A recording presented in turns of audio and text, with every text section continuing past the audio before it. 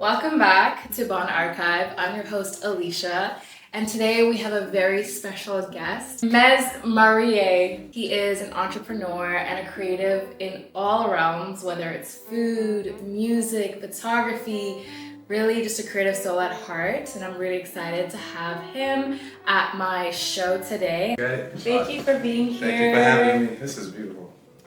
So, Mez, I know we have a nostalgic ingredient today that is smelling incredible. We were brewing this earlier and it's just fantastic. Does this remind you of home? It absolutely does. Crazy. Warm memories for sure. So what we have here is chai. You told me that this actually is pronounced shy?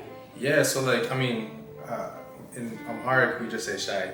Okay. I would always make shai badabble is basically tea and bread, and the way she would steep her tea. Yeah, and not just any bread, we make like our own style of bread back home, like hembasha is what it's called. Oh. And it's a bread that's baked with some spices, some seasoning, like, we got black seeds in there, and you could really dress it up however you want. And then it's baked in like a banana leaf. Yeah, and my mom would always use cinnamon, cloves. Is it a little sweet or more It can be. savory? It really depends on what you put in it, right? Okay. So it can be sweet, it can be not sweet. There's so many ways to dress it, but Is there like a tradition, like do you dip your bread in your tea? that's how I do it. Actually? I swear. Back home we have like these Mary biscuits, so they're like tea biscuits. Right. And you dip it and it gets like a little soggy and you kind of have to make it just the right amount of That's when sogginess. it's perfect. That's when Okay, I would always cool. dip my tea in dip my bread in the tea. Dip my tea, my bread. Yeah, right. And it would just be like the perfect snack, sometimes at breakfast. And it's just, a humble little snack that I would always have growing up as a kid. My mom still loves making It's it. like star anise, there's cinnamon, there's cardamom, ginger, Right. bear ginger in there. Yeah. So I'm really excited to try it. Should we just have a little sip before we make the Absolutely. cocktail? Just a little bit of a... Cheers! Salud.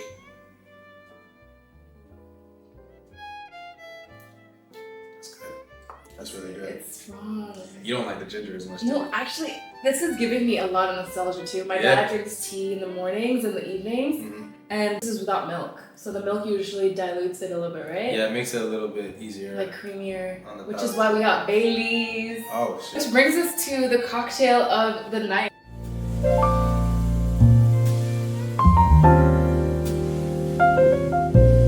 The night. Mesmerize me. It's based on him Mm-hmm. and has all the ingredients that would be nostalgic to Yeah. him. The warm memories that I remember growing up is just my mom in the kitchen. I was that guy. I was that kid, just always in the kitchen with my mom, and she would make this while she was doing all the several things she was up to. And I think that's where my love for cooking and my love for food began.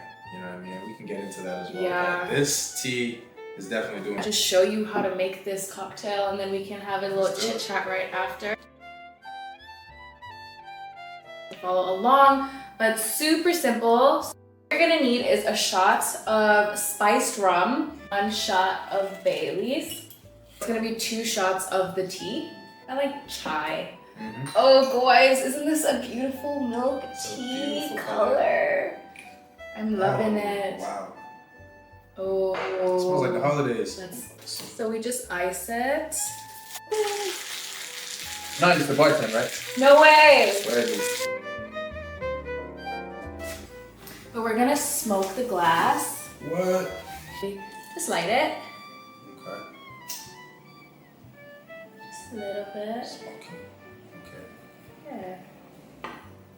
Oh, so that just kind of gives it Just like an aromatic. touch. Thyme, rosemary. These are like the spices that usually a lot of people use to smoke, just so that it adds so much more of a smoke flavor. Right. Especially when you're drinking like rum or scotch. These are just like elements you can use to elevate your delivery, the flavor, everything, really. I like it. Creamy. I like it. All right. Let's pour. Wonderful. We're pouring. Okay. Cheers! Salud. Salud. Mesmerize me. And we garnish with the cute little star anise in the corner. Cheers. Salud. Salud. Ooh. Wow. Wow. Hold on.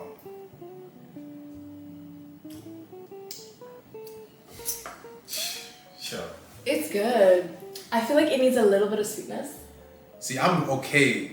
I feel like I'm gonna be finishing this pretty soon. There's something very comforting about this drink. Absolutely. This is a holiday mix. It is a holiday mix. Mesmerize me. You gotta have this at the Christmas party. This is it. 3 ingredients only.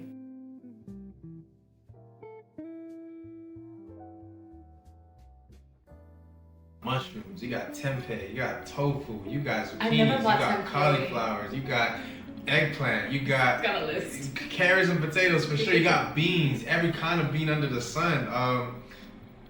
That's true. You just gotta get creative. And that's one thing You that do have to get creative. Yeah, and that's one thing that I realized, like switching to a primarily plant-based diet is like I was always in the kitchen afterwards, and I love to just create new recipes and challenge myself that way. You know what I mean? That's cool. I'm happy with it. I do experiment a lot, but I have my safe zone, which is like steak, chicken, Fair enough. fish, salmon. Fair enough. Is this like hurting you? Not at all. But because there's some people who are vegan who are just like, oh my gosh, stop eating meat. Yeah, I mean, everyone will stand and represent for what they represent. I mean, for me, it's just like I want to highlight the vegetarian and vegan options in our cuisine, which I feel like there's a lot of, and at the same time, really expand that as much as I can and get creative, because not only do we focus on the Ethiopian style of cuisine, but we really want to be an Afro fusion concept where we just get creative with our ingredients and our recipes and incorporate styles and flavors from all over the continent. So this is a start point. I want to focus on the cuisine that raised me specifically, but we want to grow it from there. Oh, thank you for those compliments. That's what we want to do. Just be a memorable cuisine, and not only that, just create an atmosphere where people can come like, yo, we're just transporting them back to the continent, back to Ethiopia, and create the whole experience. Because not only is it food, it's drinks too. Yo, for real. Yeah. Oh, there's drinks? I mean, we have coffee, like Ethiopian coffee? Ethiopian coffee. We have like a whole bunna ceremony. We call coffee bunna in America as well. And even just the bunna ceremony in general is like an experience too. So, Wow. yeah. What is that experience? So we would roast the green coffee beans from Green? scratch. Yeah, so coffee beans naturally once they come out of the berry, they can be like a light yellow green color. Are we doing marketing? Like, you see black beans everywhere? Like, what the fuck? That's Why not is even there that. black beans? Well, that's what you see once it's roasted, right? So we would do that whole process in front of it, have like the itan or the incense like burning as well. There would be like snacks like popcorn and dabo, the bread I was referring to, and just do the whole thing from beginning to end. Pour the coffee for you, and it's you haven't tried Ethiopian coffee? I need to try injera first. Yeah, no. Huge platter, and it would just be like raw meat, veggies, other things. It was like a thali. Yeah, That's so what is we that what they call call it? in India. Yeah. We call it thali, and it's just like almost like a sample platter Of everything. of everything. Yeah, so that's really what injera is. Like injera isn't just bread. Like it is what the dish itself is. All the stews and the variety of everything. We say biryani too, so like a little bit of everything.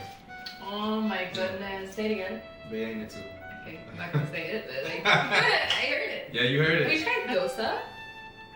I feel like I have. That's It's like the closest thing I could think of that vibe. Like it's sourish cream. I feel like I have, but I can't recall specifically like the moment. I love Indian food. Like definitely my top 5. In his head, he was thinking top 3, and then he was like, top 5. There's a few in there. So what are your top 3? I don't like this is the thing. That's so sad. He literally said top 5. I love Ethiopian food. That's hands down number 1. I could literally eat that for the rest of my life. See, I don't want to put it in no specific order, but I love Mexican food. Number 1. That's over Ethiopian, right? Definitely not over Ethiopian. That's Ethiopian and then Mexican. Listen, no specific order. Oh. But if we're just putting it in top Okay, three, you know what I'm saying? Ethiopian, Mexican. No judgment. I'm not Thai judging food you. is If my really face is good. judging you, it's just like, I'm just doing my thing. Mexican, Ethiopian, Thai food's really good. Indian food is up there for sure. Thank God. And Caribbean food. Come on now. Shout out to all my West Indians. On the east side, definitely check out my boy Leafy Green Juice Bar. My boy Norris, brother Norris. He's got some great food and he does like a fusion of a lot of things. It's all plant based. Ooh. Ito Vito, Rasta Arnold, salute. He's got a dope spot in Scarborough as well. So shout out to the homies, man. So Okay, but you also told me that you like make music. I do. Okay, so you literally have a spectrum of creative projects. So I like to say I'm a creative entrepreneur. Music, food, film. Like I love expressing myself in many ways, and you know I don't think I can sit still and just focus on one thing sometimes. And you know some might say it works against me, but I love being able to kind of you know express myself in many ways and be artistic and creative as possible. Yeah, that's a huge variety too. I feel like you get to really tap into the different facets of your life. You know, learning how to use a camera and shoot videos helps me with, you know, filming my food concepts or shooting videos for my music, and you know, creating a food business allows me to bring people together so that we can create an atmosphere with music as well, and everything just kind of coexists together. And I think it's just like this beautiful synergy. Works in a happy medium. Yeah, I was just in Ethiopia this January. Really? Excuse me. I was there for about a month and a half. And I wish I stayed longer, to be honest. There's so much beauty, and I can't wait to go back. And I'm probably gonna bring the camera, but it has to be captured. You have to document. Absolutely. You literally just narrate all these different stories of people, like locals. It's been great. Everything. Yeah. I'm bringing my camera to Thailand. Got to. Yeah, I'm literally going to document it in the eyes of a local and in the eyes of a foreigner. I get tripped out because I don't live in Thailand. So when I come back, sometimes I feel like a foreigner because so much has changed. Right. And also, when I came here, people would always like glamorize Bangkok and Thailand, and I was like, damn, like I was born raised there. Like I was, like to me it was so mundane, you know. I see what you mean. And then I was like, so when I went back again, I was like, okay, I gotta like come in here with the eyes of a tourist, because I wasn't out here going to the floating market people do when they visit, because I was in the city. Right. And then I did that, and I'm like, wow, there's a lot to islands see. are beautiful, the temples are beautiful. So I just want to rediscover as well, and I think the best way to do it is with a direction. So if you have your camera, it's like an intention. I can't wait to see Thailand. Thailand's gonna be Yeah. But yeah, the last time I went back to Ethiopia, I was 12 years old. Damn. Yeah, so it was a long time, and to go back now, my big age, I feel like, you know, it was an experience, and I can't wait to go back and just shoot more content. Do you have a lot of family there? A lot of family. Like extended, all of that? Yep. Okay. A lot of family. Literally gonna bring your chunky ass camera in the airplane. I'm gonna have to find a way to like Do you have a compress case for it? No. I just be walking He's around. gonna hold it like, Yeah. yo, that's his plus one. Yeah, for real. Thing. Shout out to Black Magic, man. Let's get the sponsorship. Yo, literally. I'm excited to put out the video that I shot when I was out there in January Where? in Ethiopia. You shot a video? So I shot a video for a single of mine called No Get a Little, way. and I'm really excited to put that out. It's gonna be fun. It's gonna be I'm fun. so excited for you. Yeah.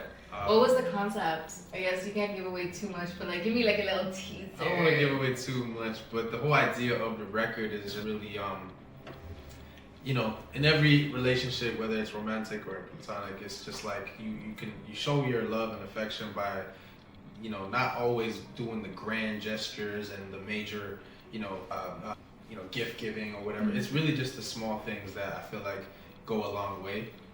So Give a Little is the title of the song, and I just want to put some emphasis on that. That's and beautiful. there's more to it, but you know what I mean, when the video comes out, when the song comes out, I'm not saying too much. So I'm really excited about that. Directed by myself. Oh wow. Yeah, and I got to work with some really talented people back home. Shout out to Nahom. That is the most beautiful thing. It was a great experience working with people back home. Like I didn't realize like how much there is there for us. You know what I mean? Wherever there is for you. Me going back home, I got to work with talented people like Nahom Millie, who was the DP on the video project. Mashallah Boy, who is an artist himself, and he served as like he was kind of like overseeing a lot of the production details with me. Zion, who's an incredible painter, she's got a studio out there called Studio 11, and she's doing a lot of great things for the community. I just want to go back home and really just pour into that more and work with those people and get inspired and continue. So how do you feel about creativity in Ethiopia or like back home in Guinea? Because I know for me, the reason I'm here is because there was always a ceiling for creativity. They were a little bit more reserved. So I don't know if it's different for you. I mean, I love it here, don't get me wrong. It is an amazing city, a very diverse city, and I've got a tribe of people that I look up to and admire. They've got incredible talent and skill. I just love being able to travel though and see the world and work with different people from all over the world with different perspectives, different approaches to their creativity and their art. And I think that just expands my own creativity as well. So definitely. I have no problem with the city itself. I love it here, and we've grown so much in the last decade, 2 decades. In the last 5 years, to be honest. In the last 5 years, yeah. No, Toronto is an amazing place to be. But yeah, the world is so big, so I mean, why put all your eggs in one basket? Everyone's coming to terms after COVID to go and get the thing that they want. Whether it's start a business, side hustle, passion, whatever it is. Yep. I've noticed so much too because I work in media and I've seen so much content and discourse around mindset. This type of mindset to literally go and achieve it. Just do it. Just do it. I never understood it when Nike said it, but like literally, we've been hearing it for decades, but we're just like, But now I think we actually believe as a generation that anything is possible. So I stand by that. I really do. That's a great note to end on, to be honest. Yeah. And with that, mesmerize yourself and have this to mesmerize me. Cheers. That's fire. We did that. I'm just trying to live a little and get me enough. That's my darling, baby calling. I know she's watching and wants what's best for me. You to prepare. You really did that. But it was good. And the whole smoke technique. Come on. I'm all about the jazz. All right, bartender. She's a mixologist. Mixologist, forgive me. Not a bartender.